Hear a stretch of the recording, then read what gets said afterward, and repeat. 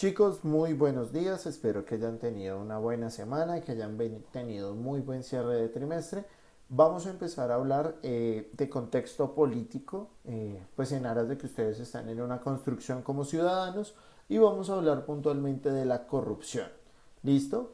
La corrupción se entiende como el uso indebido de el poder para acceder a los recursos que pertenecen al erario o para utilizar el poder en beneficio personal. Fundamentalmente ser corrupto es eso, utilizar una posición de poder, utilizar mecanismos de poder para obtener beneficios personales y no acatar el debido proceso de las cosas. ¿Listo? En Colombia vamos a ver que es una situación sumamente común y que vamos a tener una corrupción a gran y a pequeña escala. ¿Listo?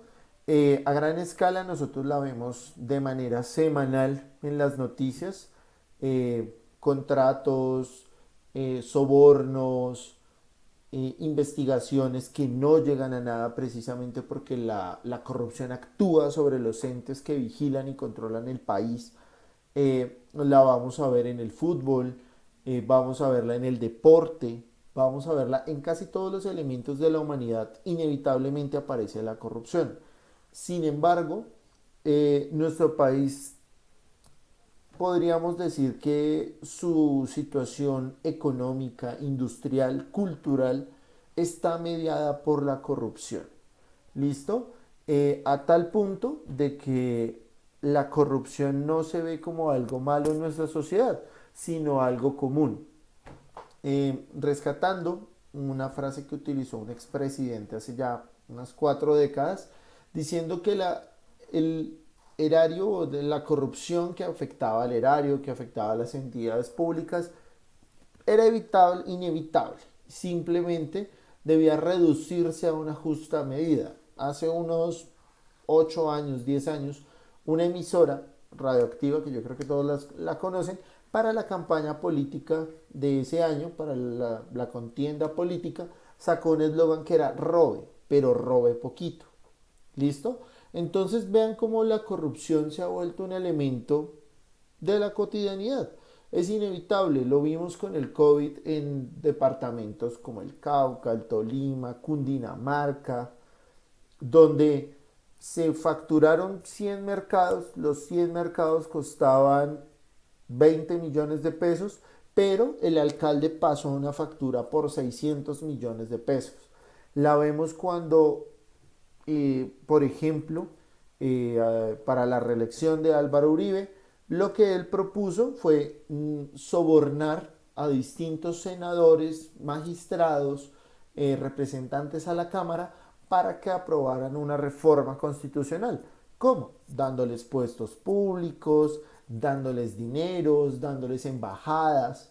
Entonces, la corrupción es una vía que transcurre de toda manera. Bogotá sufrió hace casi 10 años de algo que se llamó el carrusel de la contratación, que en la cual era toda una estructura corrupta que pasaba por la alcaldía, por el Consejo de Bogotá, por el Congreso de la República y de la cual se perdieron 70, 80 mil millones de pesos. No se recuperó ni el 10% de ese valor.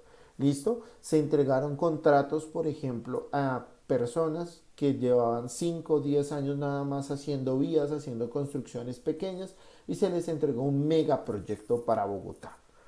¿Listo? Entonces miren cómo los ejemplos pueden ser a veces saturantes y en cierta medida por eso la corrupción ha calado en Colombia, porque hay tantos escándalos de corrupción que es uno más a la lista. Entonces se habla, por ejemplo, esta semana entonces está la noticia de las protestas en Estados Unidos, en las cuales el sistema político y policial se considera corrupto, podrido desde adentro, y la gente dice, sí, pero pues siempre ha ocurrido. ¿Listo? Entonces vamos a ver cómo la corrupción hace algo que muchas veces no se tiene en cuenta y es la violación de derechos fundamentales. Por ejemplo, si yo me robo el 5, el 10% del erario de un año, Estoy violando la posibilidad de acceder a la educación, de acceder a la vivienda, de acceder a vías. Estoy privando al país, por ejemplo, de ingresos que pueden reinvertirse en el desarrollo del territorio. Entonces, estamos viendo en el COVID, por ejemplo, que la Amazonía eh, tiene más de 2.000 casos, que en el hospital es un hospital que tiene el equipamiento de hace 40 años, 30 años, y uno diría, bueno, pero ¿dónde está la plata de los impuestos de un IVA del 20%, casi, del 19, casi 20%, si en la Amazonía no hay equipamiento médico? ¿Dónde se ve la plata en los hospitales? Si yo pago mi EPS, ¿cierto? Y hay clínicas privadas en las cuales no hay equipamientos y los médicos tienen que trabajar con bolsas de basura.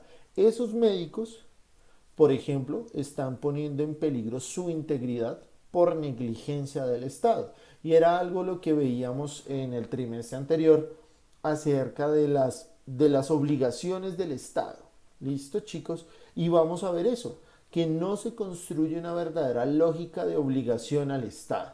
¿Listo? El año pasado habíamos visto un video de Jaime Garzón en la cual él decía que el funcionario público está para funcionar en torno al público, a la sociedad, no al revés.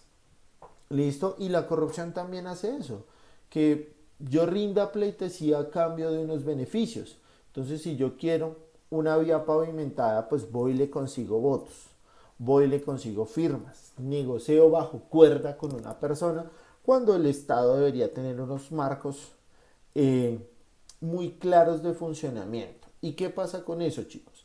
Que la estructura moral del país, ¿sí?, utilizando el término moral, eh, está muy diluido, es decir, existe la figura política y jurídica de la sanción, del debido proceso, pero la sociedad colombiana está abocada más a pasar por debajito, pasar por el lado.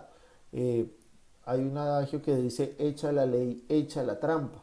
¿Sí? Eso también pues evita que los procesos puedan modificarse y queda, digamos, en manos de chicos como ustedes la reconstrucción ética de la sociedad y de las estructuras.